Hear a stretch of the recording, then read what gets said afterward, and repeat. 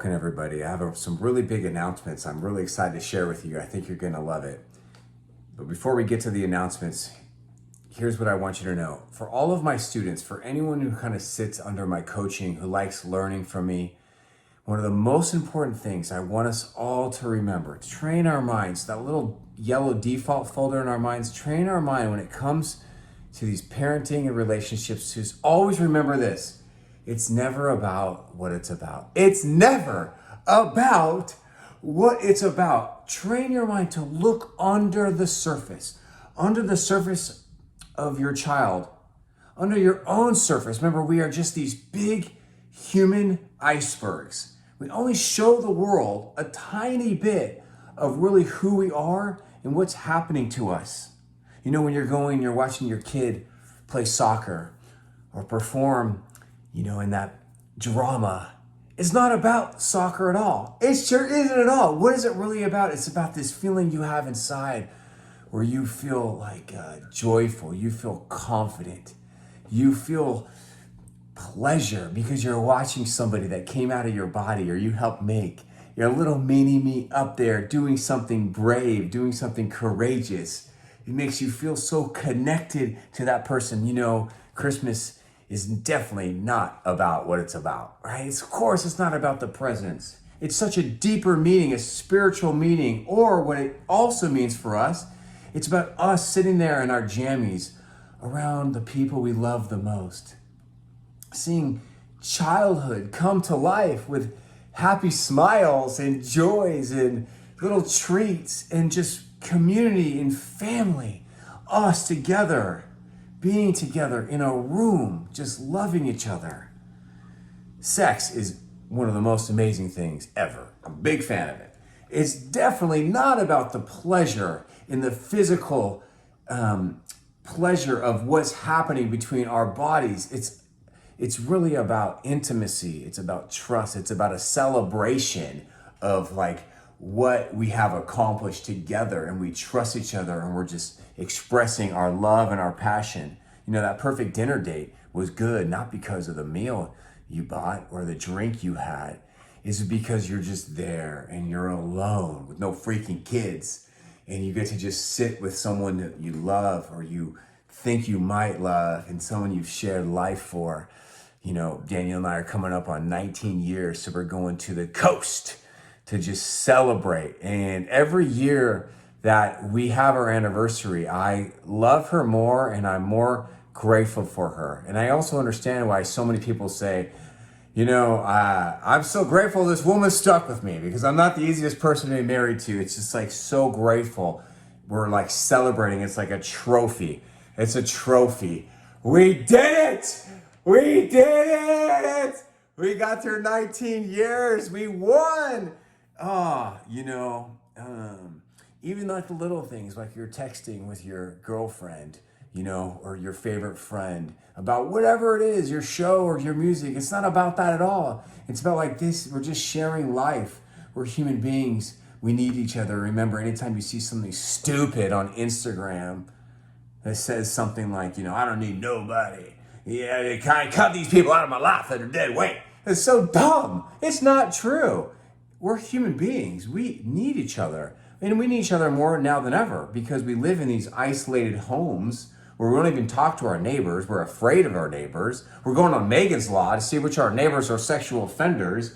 And it's so different than how we all used to live, living in these villages, living in these communities, getting around the campfire every night to just be with our elders, our children, our great-grandchildren, our cousins, our second, third, and raising each other and being together. Now that's human living. Now, I'm not complaining, I like what we're doing now, but it's we have to be more intentional about what's going on. So here's a couple things that I want us to think about here today. Before I get to some really, really big announcements, is one of the things that parenting is about these cycles that create in our homes. Now, if you're a member of the Parents Club, you always want to bring this little page or packet to your group, because it kind of gives you this high level of emotional intelligence activity where you can kind of study yourself, study your children in a very deep way to kind of know what's happening in this cycle. Now, we all have these painful cycles in our homes. I call them the fear cycle, not the cycles. And that's for a different class of why it's called the fear cycle. And they hurt and they're hard and they're complicated. You know, our kids push our buttons. We push our own buttons. You know, for some parents, when they see their child sleeping in till 10 o'clock on a Saturday, it's like no big deal. Yeah, sleep in, whatever. It's Saturday. But for other parents, seeing their child sleep in at 10 o'clock on a Saturday just drives them nuts. It pushes their buttons. It pushes their fears. It makes them think about maybe their feeling as their parent, or I'm raising a lazy bones. You know, I worked with a man yesterday who's an artist. He's a musician. And, you know, I gave him a couple things to think about. We talked really deeply about these things. One of these things was this, you know, you got to pick your battles wisely with teenagers. Pick your battles wisely. I was telling him about there's some wise battles to pick and there's some battles that are not worth picking. I was sharing him and helping him process. Number two thing I was telling with this man is, you know, we're going to parent the child we have, not the child we want. So he was very passionate about music and getting his daughter to continue to play music and to do it a lot versus what he says, quote, is required of her, right? And so it makes me ask, and I say to him, like, is your daughter's experience with music, is it really just about you? You know, your own ego, your own fears, your own story that you're making up in your head, and you're just projecting that, you know, and these fears onto these kids. I didn't say it like that, you know, I said it a lot cooler and nicer than that. So one of the things we do here in the Parents Club is we want to co-create and build win-wins with our children, whether your children are 2, you know, or 22. We want to build attachments. We want to build closeness.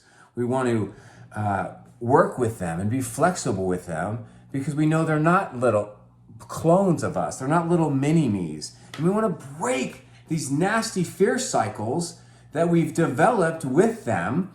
And we want to build a healthy cycles with them that are built on hard talks and loves and good times. And so here's a couple tools for you. And I've got a letter right here from Parent Club member Corbin. Oh, I got a whole bunch of people trying to come to the club right now. That I'll read in this, and I think you're going to love this. And also coming back again is we're going to save time for Jessica to talk with her a little bit. And remember, if you're a member of the Parents Club, this is our time to talk. Now, here's a couple big announcements, okay? Big announcements. You guys are going to love this. I'm very happy to say that starting next week, the Parents Club is now going to be meeting 2 times a week. Yes, I'm very excited. So it's going to be meeting at this time on Thursdays, and it's also going to be meeting on Wednesdays. On Thursdays, I will open up each club with a teaching and a monologue, and then we'll do live Q&A, success stories. And then on Wednesdays, it's going to be meeting, I believe, at 4:30 p.m. Pacific time, 7:30 p.m. Eastern time, and it's just all Q&A.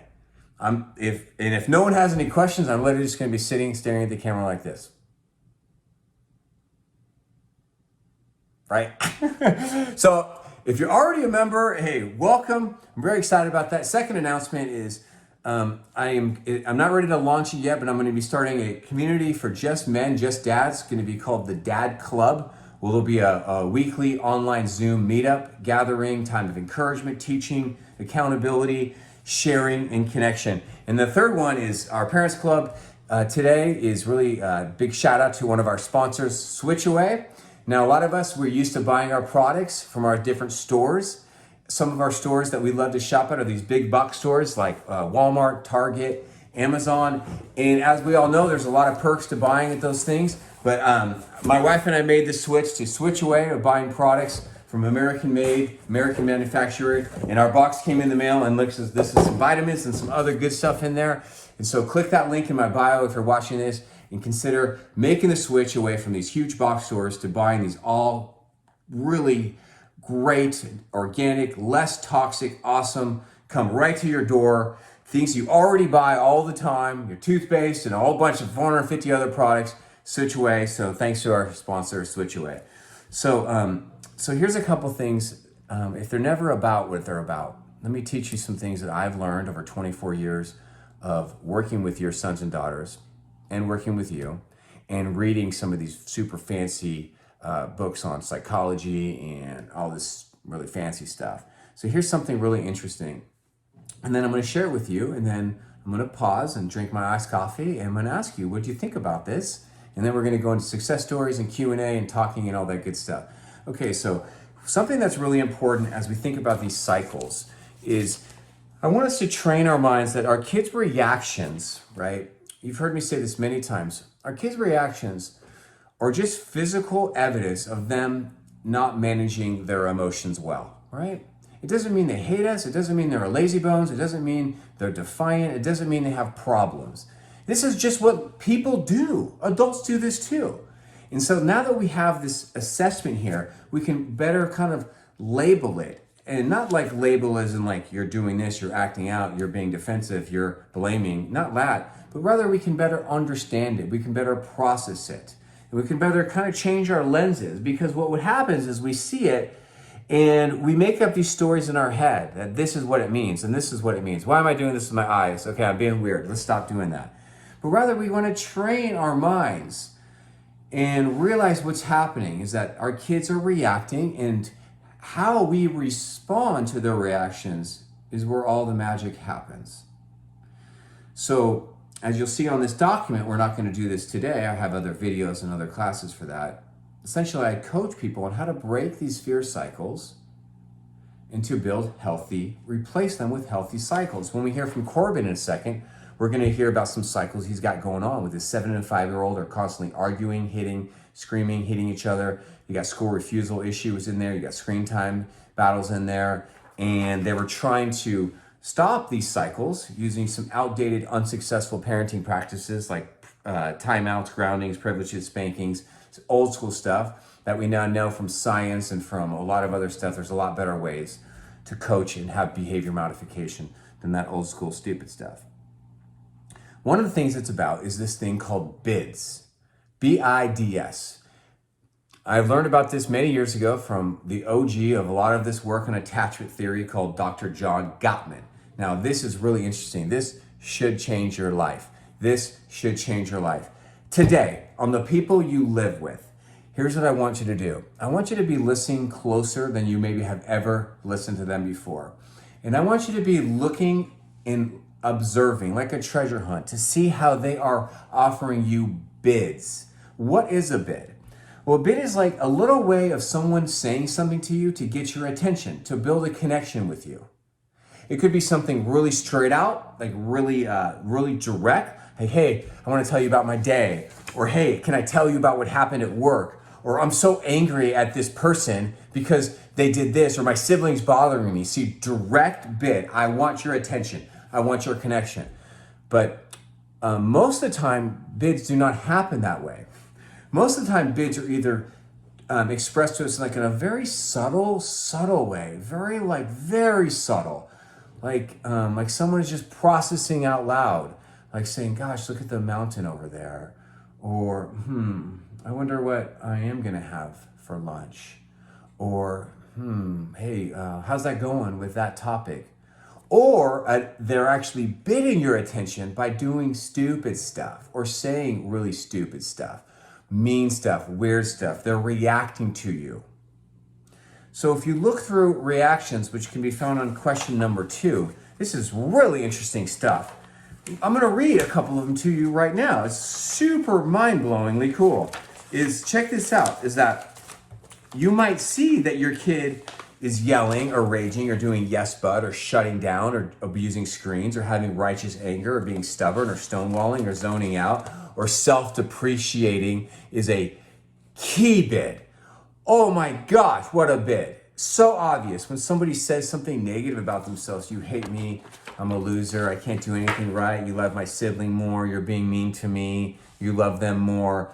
Lecturing you, negative body language is a great tell for a bid. Right, so essentially what I'm doing is I'm just like your translator right now. Like if we were like all traveling to a different foreign country, let's pick up some random country like Bulgaria. Like I don't even know where that's located. I'm never gonna go there, no offense to you Bulgarians. It's like I would like, if I had like some relatives there, I'd be like, hey, here in Bulgaria, this is a couple things that are different. So for example, like in Japan, I heard that it's like polite to like slur your soup, I guess, like this. You're supposed to do this.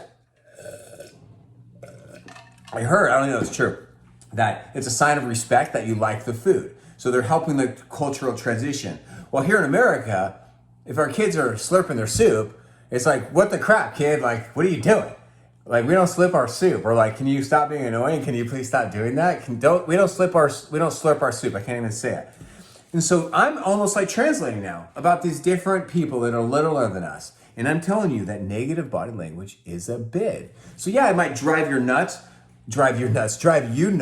when your kids are like going like this, like one of my daughters, she's a middle schooler. So dude, crazy amounts of negative body language still happening. Addressing it, what I believe in a very loving, cool way. We did a video on love recently. That was last week. But yeah, she's a middle schooler, so it still happens. Like literally last night, we had this awesome conversation, just sit on the couch. She was bidding me and I caught the bids. And that's the problem with these freaking phones. Everyone talks about how our phones are crappy. I do. I'm like, I know a lot about these phones. I do a lot of speaking about them. But you know what? One of the worst things is that it misses our bids. We miss bidding. We miss when people try to get our attention. And then instead of us bidding others, trying to get normal attention because we're freaking human beings, what do? We do this. It's so dumb. Gosh, so one of the biggest, awesomest changes my wife and I have made in our relationship recently is that we are just totally putting the phones down. We've made a bunch of changes to our life in the last 30 days. It's like a reset because we were just veering off the path. And I'll tell you about that. If you want, you can just ask me, but that's not what we're doing here today.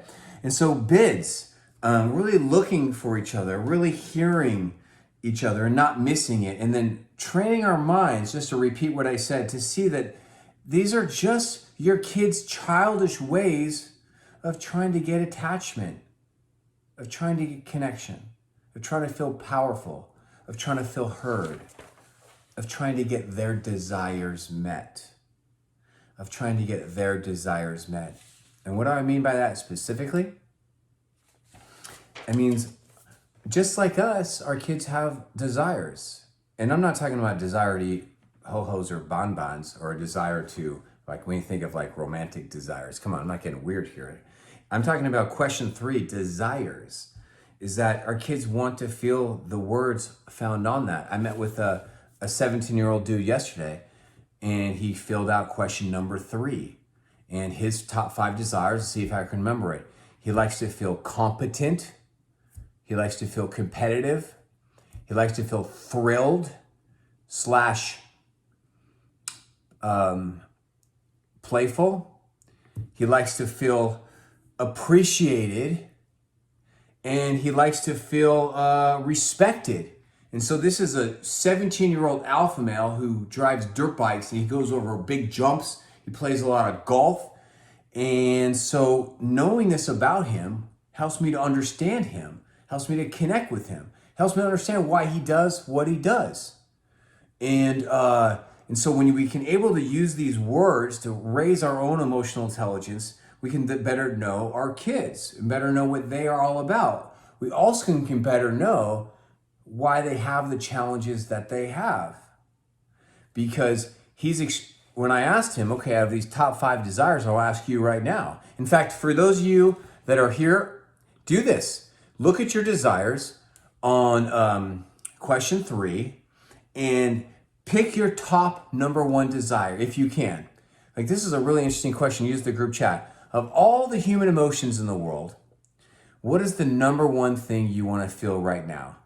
And it can either be felt just as an individual adult, or you can take it like in the context of parenting, right? So if you're thinking like the context of parenting, like if you're like a professional like athlete or you're a professional skydiver, I don't know, whatever, then maybe your number 1 desire in life is to feel thrilled or competitive or success, right? That would make sense, right? So like if we were to give this assessment to professional athletes, most of them are going to have some of those words on there, right? Makes sense. But if you were to take that and give this to Tom Brady or to, LeBron James and say, hey, in the concept of parenting, what is your number 1 desire? What do you want to feel? Well, they're not going to pick thrilled because maybe they would because remember like, yeah, I want to do sports with my kids or jump out on a plane, but that's just kind of bonkers. No, they're going to pick a different word, right? So for this young man, he chose the word competitive. So his parents probably had no idea of this. They probably knew he was very competitive, but they probably would never guess in a million years that the number one thing this dude wants to feel in his life right now is competitive. But as you can see, as you can make up stories in your own head right now, this can cause a lot of problems in a family dynamic. Having somebody who's all about competition, right? It's kind of funny. We could just like go on and on about that. And so remember, so as we get into talking with Corbin and Jessica and the other parents here on Wednesdays now, it's like, all right, so let's look under the surface, because we got 7 and a 5-year-old who are constantly arguing, hitting, screaming, hurtful words. Okay, good news is I can show you how to solve that. Yeah, definitely. Say that very humbly and confidently. It might not happen today, but it'll start, and I'll give you some tools. Maybe it will happen today because there's tools to pretty much, I really believe this, I say this humbly, there's tools out there for you to solve any problem you have, any behavioral problem. And if you haven't solved this problem, then have hope, because I will show you the tools through this experience or through private sessions or whatever things I do, and you will then use those tools, and I really believe good things are happening. Okay, so we got only one person, kind of surprised by that. Only one person, Viv, wrote in the group chat. Really surprised, a little disappointed, guys. Come on now, I'm spilling my guts to you and you can't even fill in on the group chat. So Viv has said her number one desire in life or in parenting is she wants to feel, or he or she wants to feel content. Okay, so that makes sense. Now, I'm not a huge fan of the word content. I actually almost taken it out for years now because it's not a great word, but I think if you ask 10 people, what is the definition of content and what does content feel like? You're gonna get 10 different responses. But maybe, Viv, if you feel comfortable, you can unmute yourself or show us your face and tell us why do you want to feel content? Oh, you're doing it. What's up, Viv? How's it going? Hi. Hey, Hi. nice to meet you. You too. Am I pronouncing your name right? Yeah, it's fine. Yeah, sure. Where, what area are you calling in from here today? I'm calling in from Montreal. Oh, Montreal. Thank you so much for being in the Parents Club and talking to me. So why do you want to feel content so much? For those of you that just typed in under iPhone 2, predictable, I love the word predictable. We want to be predictable as parents, but that's not a word found in question 3. So, and I want you to pick a word from question 3, okay? So Viv, talk to me. Why do you want to feel so content? I want to feel content too. I like the definition you gave where it says I want to feel good about my life and that my life is good enough. Yeah. And I'm okay. Just having that level of contentness, not that huge highs of being happy and being down, just that level that's consistent from day to day to day to day. Mm-hmm. You have a beautiful voice. Thank you for sharing that. No, thank you. So is it fair to say that when you feel content, as a woman, as a mom, it just feels like all is right in the world? Mm-hmm. And is it also fair to say that when you don't feel content, it really hurts you? It's really hard. Yeah. Okay. So my job is to help you get what you want. So I'm going to show you some skills and give you the support you need so you have more contentment in your life. Does that sound good? Sounds excellent. Are you open to making some changes in your thought life, in your parenting? I don't know what those changes need to be, but are you open to making some changes in how you think about parenting, how you think about yourself, how you think about your family, so that you can have more contentment in your life? Yep, that's why I'm here. That's why you're here. Is this your first time here? It is, yeah. All right, welcome. All right, thank you. Okay, thank you so much. All right, so Corbin is saying picking a number one is tough. Yes, so just for funsies, he says though appreciation, right? So think of this, Viv and Corbin, like these are the words that fuel you. This is like the gas in the tank. So when Corbin is feeling appreciated by his kids and by his wife, it just really fuels him. And like you could say like there's this interesting book called His Needs, Her Needs. But yeah, these are like, you don't need to feel appreciation. Like you're not gonna die if you go a day or a week without feeling appreciated. But similar to like these love languages, this is like what I want from you, Corbin. I want you to feel appreciated. And I want to show you the skills and some tools you can maybe make as an adjustment in your life so that you feel more appreciated. And now, another person's typing in, and of all the words, this person, mom or dad, I think it's Mrs. She picked one of my other least favorite words. I've almost taken this word out as well too a million times. This person writes loved, wants to feel loved. Now, of course, everyone likes love. Love's cool. Love's great. There's different forms of love: agape love, Philadelphia love, eros love, all types of love. It's really interesting. But yes, I love love. I love the word love, but I don't like the word because it's kind of vague, right? So here, if you want to go with love, go for it. I want you to have more love in your life. But now let me ask you, do you know what your love language is? Are you familiar with the love languages? Give us a little bit of detail. How do you like to experience love from your family members, right? One of the big adjustments that my wife and I made is not only with screens, but I also completely changed my bedtime because I realized that I was going to bed a lot earlier than I normally would. And I had different reasons for that, and it felt right at the time. But then what had happened was that, our kids are older now, so I realized like I'm missing out on quality time with my wife, Danielle. And that's her number one love language, quality time. But I was also missing out on some quality time with my older teenagers. So people that understand teenagers, we give people tips. Here's a tip. If you've got a 13-year-old or up, try to stay up late with them, especially on the weekends. Now, if you have a dynamic where they're just like screen addicted and they're in their rooms up till midnight or 1 o'clock, that's not what I'm talking about, right? You've got to solve that problem because that's weird. If your kids are just avoiding you and avoiding family time, I can help you solve that. But yeah, like how to create a home where the parents are trying to stay up later with the kids. Because if you think about it, when you reach that 17, 18 phase, like my daughter has, they're going to be gone a lot at nighttime on the weekends. And that's kind of what we want in a sense. Like we want our house to be the fun house where the kids come and our kids bring their friends. And we want them to be that in our house. Yet at the same time, we want our kids to be out there, working a job, doing extracurricular activities, having fun, and doing healthy things on Friday and Saturday nights, making memories. We sure don't want them sitting there on a screen every Friday and Saturday night. That's super weird and unhealthy, right? Hope you agree with me. So, hey, thank you guys so much for the Parents Club. Let me pass the ball back to you. Tell me your thoughts on what really spoke to you here today, and then we'll do some Q&A, and we'll really jump into this situation with Corbin. This is really interesting. Before we close, listen to this. Okay, so this is his dynamic, right? Before I read this, I should probably ask Corbin, are you okay if I read a little bits of this to the group?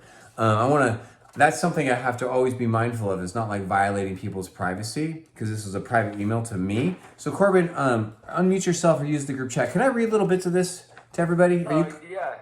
Can you hear me okay? Yeah, what's up, man? Hey. All right, listen to this.